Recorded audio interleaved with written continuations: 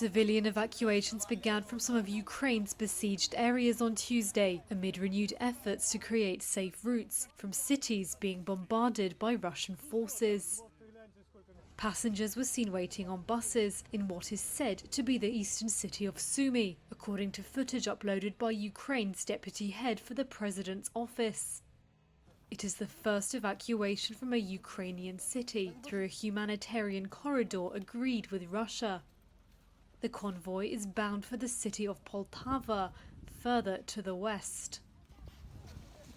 The evacuation began hours after a Russian airstrike, which local authorities said killed 21 people. Reuters could not verify that report. Russia calls its actions in Ukraine a special military operation. Its defense ministry said on Tuesday corridors had been opened to evacuate residents from Kyiv, Chernihiv, Sumy, Kharkiv and Mariupol. It comes a day after Ukraine rejected Russian proposals to evacuate civilians to Russia or Belarus. A separate convoy was en route to Mariupol, the southern port city which has been encircled by Russian forces and subjected to relentless bombardment for a week. Officials say supplies there, including food and water, are running low. Deputy Ukrainian Prime Minister Irina Vereshchuk. Humanitarian corridors have started to work on the part of the road linking Mariupol and Zaporizhia. From Zaporizhia towards Mariupol via Orikhiv, Holohe, Balmanka, Ruzivka, Respublika, Manhush and Portivskaya.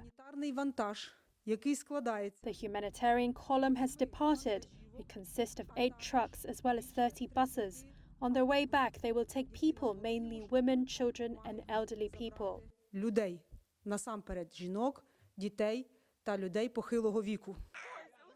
However, Ukraine accused Russian forces of shelling the proposed evacuation route.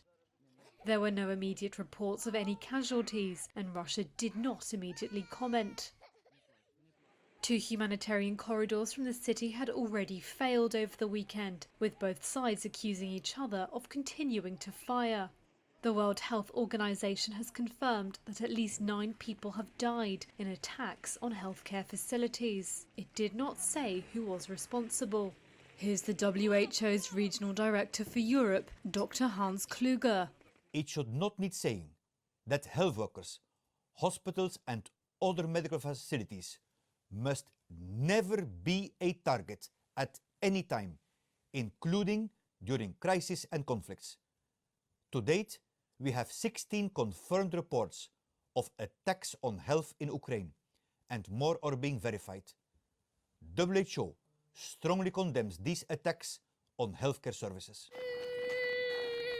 Over 2 million refugees have now fled Ukraine, the United Nations said, describing it as one of the fastest exoduses in modern times.